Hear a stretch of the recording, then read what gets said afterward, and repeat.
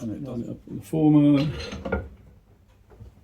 pitch the device, bend it over.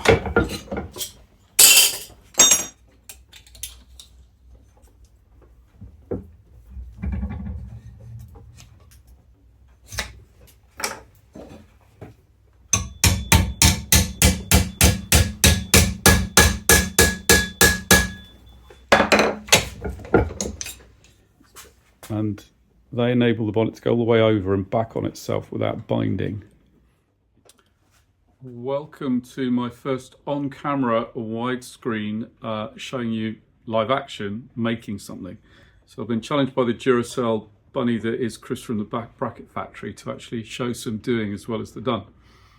So what I'm going to be making today is not one of these incredibly complicated hinge pieces. Thank you, Askimation Down Under, which I've been getting better and better at, so I can make batches of little ones that go around a pin for the bonnet. But today I'm doing a much simpler design, which is for my godson Edward, and he'll just rivet these onto his bonnet.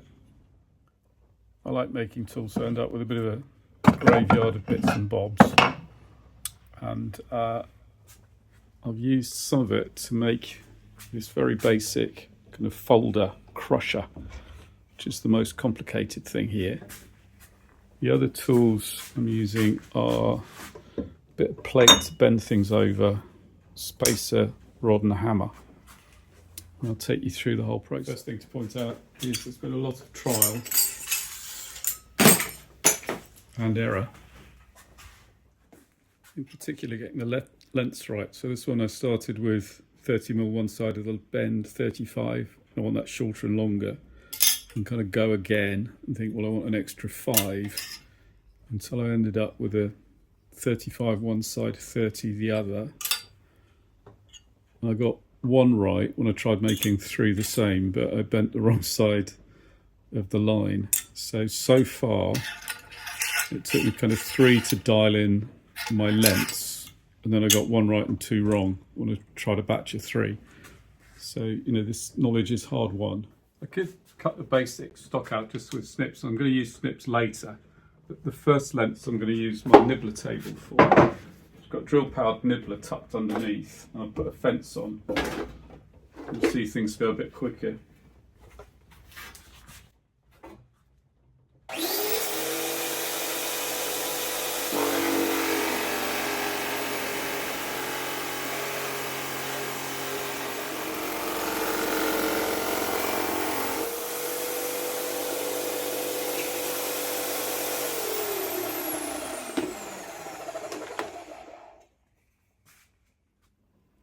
Having dialed it in to 35 each side, with my next pair I've measured up, but I can just transfer those measurements onto my next piece of stock. So where I'm unusual doing this is I'm coming at this really from woodworking, so there's lots of woodworking tricks. And there's something in woodworking called a story stick, where you've just got a piece of wood that tells you where, you know, the length of the table leg and the length of different things. You just mark it off that stick. One gets a solid line.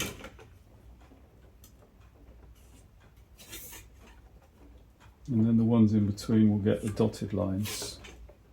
The dotted lines are for the folds. And do the dotted line.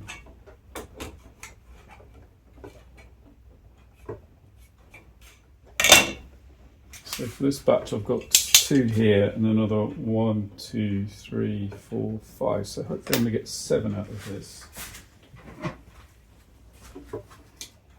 And I'll cut on the solid lines.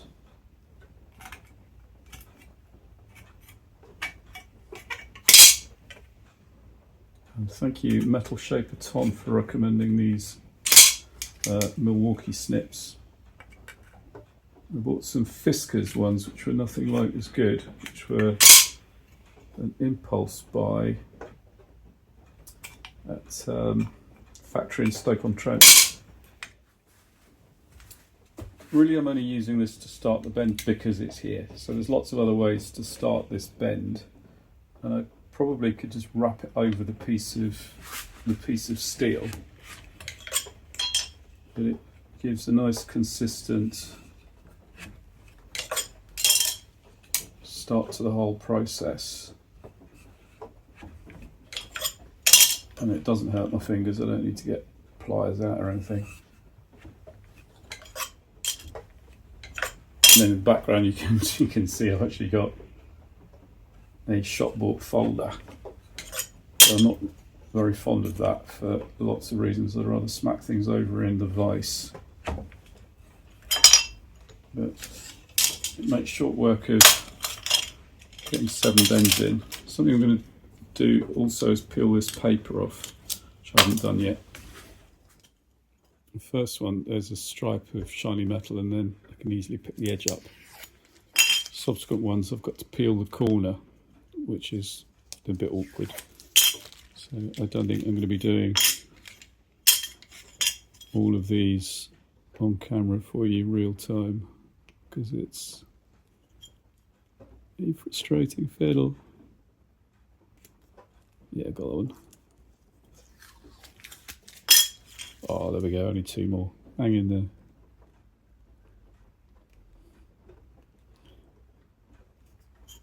Eventually I might get to the stage where I give you a bit of music while I'm doing this.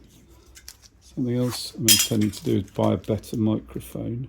So at the moment I'm just doing this on my phone with the inbuilt microphone.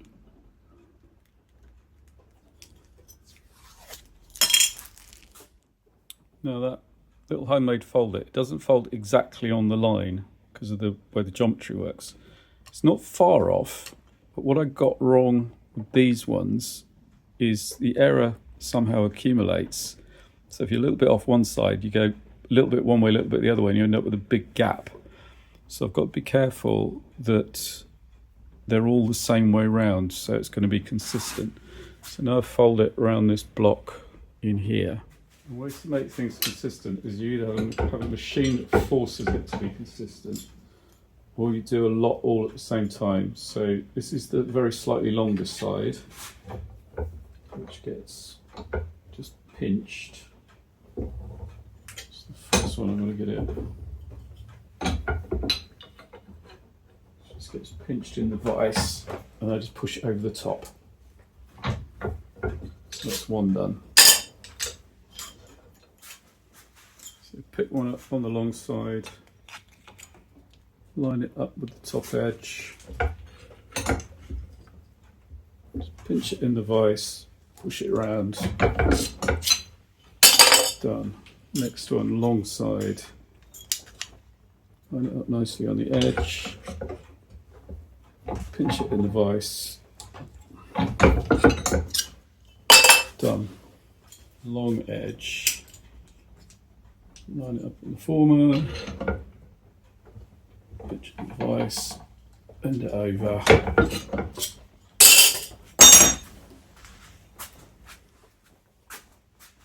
The next process is to wrap it round the long side upright, open the press, and squeeze it down.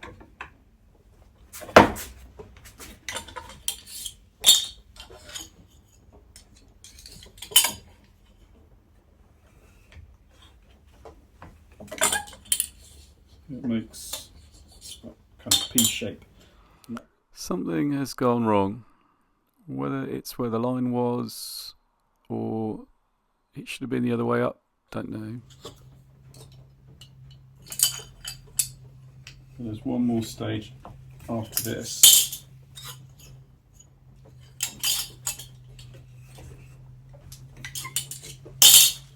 So this device isn't very fancy. It's a block of hardwood, a couple of hinges, but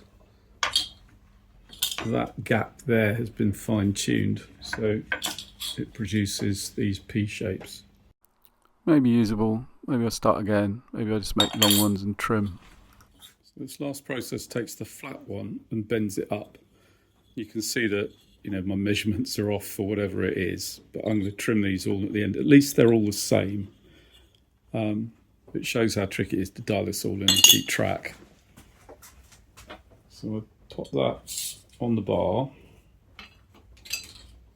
I use that to get the heights consistent.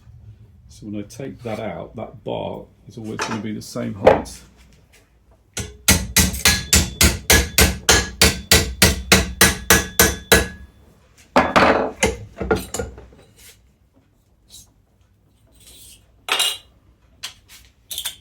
And then the next one.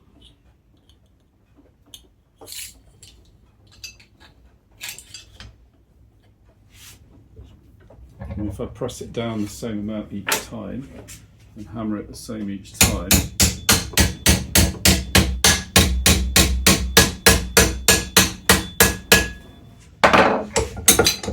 we'll get a set.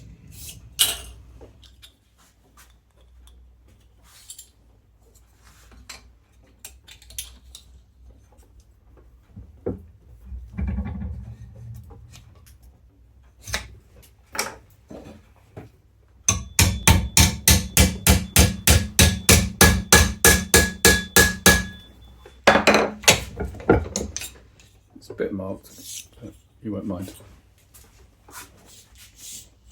At this point I'll thread them all up and you can see how it works.